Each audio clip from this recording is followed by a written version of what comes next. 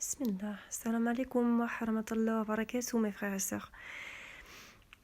Alors voilà, je me suis dit que ce serait certainement profitable, Inch'Allah, Allahu alam, de partager avec vous, un rappel de l'essentiel de ce qui fait nos vies et nos relations ici-bas. Et voilà, c'est vrai que dans cette dunya, on fait tout pour nous faire oublier l'existence d'Allah et de ses bienfaits. Et si on l'oublie pas, mais non seulement il nous oublie pas, mais subhanallah, on comprend qu'en fait Allah il nous a créés pour l'aimer, pour l'adorer, parce que c'est un cadeau déjà pour nous-mêmes, et c'est la plus belle chose que Allah il puisse nous permettre. Et il faut pas oublier notre mission, voilà. Même si elle se fait pas de la même façon pour tout le monde, le fond reste le même, et la voie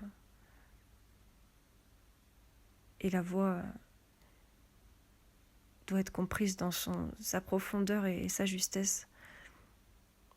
Voilà. Donc j'espère que voilà, vous prendrez le temps de lire voilà ce qui est les quelques mots que j'avais envie de mettre sur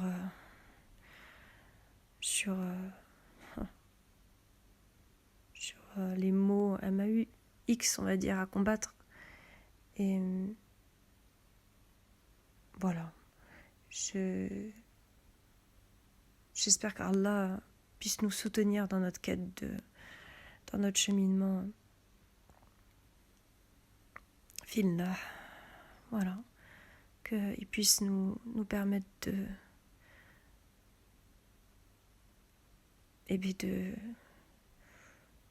de se réunir en fait spirituellement et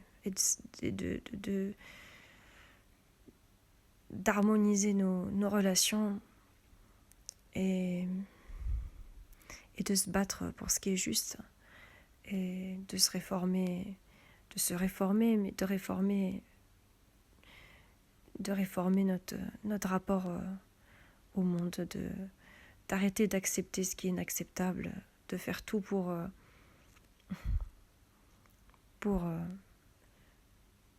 que nos droits soient préservés en tant que musulmans, en tant que musulmans, en tant que soumis à Allah, et parce que c'est le plus important. Et si ça c'est pas possible, c'est qu'il y a un gros travail à faire. Et on fait tout pour nous masquer. En fait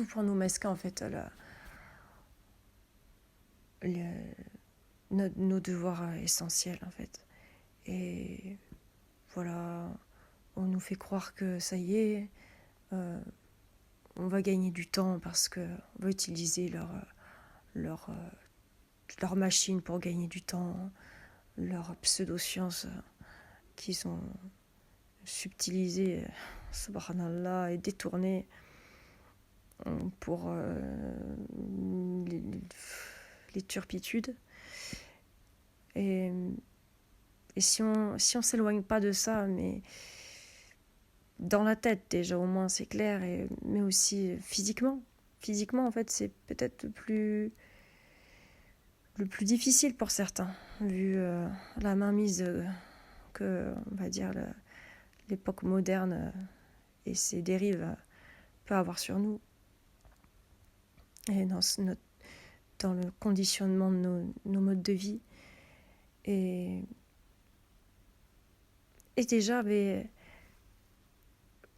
si on n'arrive pas à prendre un moment pour faire le minimum qu'Allah il demande de nous, à savoir la salat, la zakat, euh, et le maintien de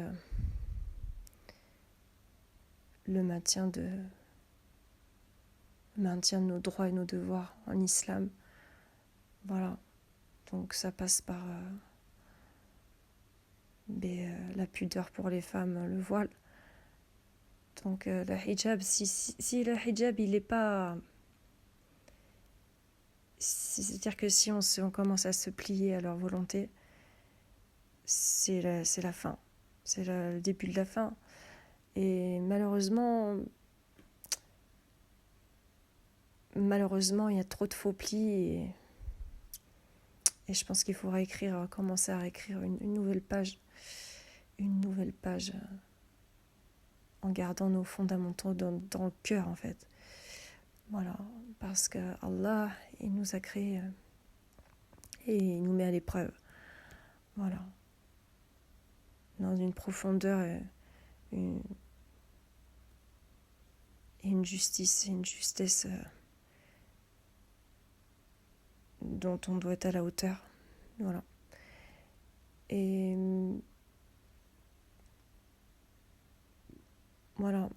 Donc, il y a un point, en fait, sur lequel peut-être tout le monde ne sera pas d'accord. Et Allahu alam. Mais, en fait, on remarque que le système repose sur un système monétaire bancaire qui, à mon sens, est en complètement désaccord avec ce qu'Allah nous permet dans les termes du commerce, en fait. Donc, en fait, la base même du système monétaire, elle est basée sur l'usuaire. Allahu alam. Donc, voilà. Je veux rien affirmer, mais à mon sens, ça, c'est évident. C'est évident qu'on doit se sortir de ce système monétaire moderne, en fait, parce que les banques, elles sont complètement à la mainmise d'Iblis, A'ouzou billahi minash shaitanir rajim. Elle est complètement à la mainmise d'une poignée de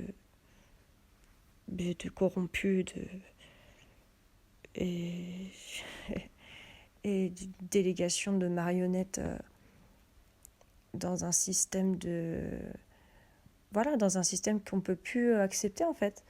On ne doit pas accepter. Et même si c'est difficile, peut-être qu'il y en a, voilà, on se dire, mais du jour au lendemain, c'est pas facile de se sortir de ce système. Et où qu'on soit, en fait, sur Terre. Où qu'on soit sur Terre. C'est pas facile. Et voilà, d'opter de cette manière, d'opter pour ce train de vie de manière radicale, c'est presque impossible pour certains. Et par contre, je pense que petit à petit, il faut commencer à envisager d'une manière motivée, en fait, la sortie, en fait, l'issue. Voilà. On parle souvent de l'arrivée de Al-Mahdi et certainement qu'en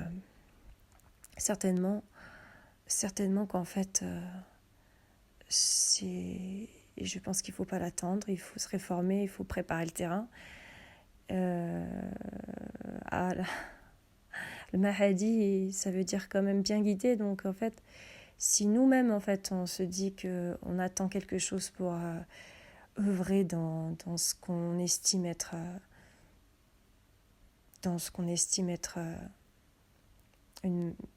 un chemin juste et droit, bien que énormément de choses nous échappent, en fait, ce qui est en notre pouvoir, il faut le faire. Les liens qu'il y a à faire, il faut les faire. Voilà. Parce qu'en fait, voilà, le bon sens, il faut le booster.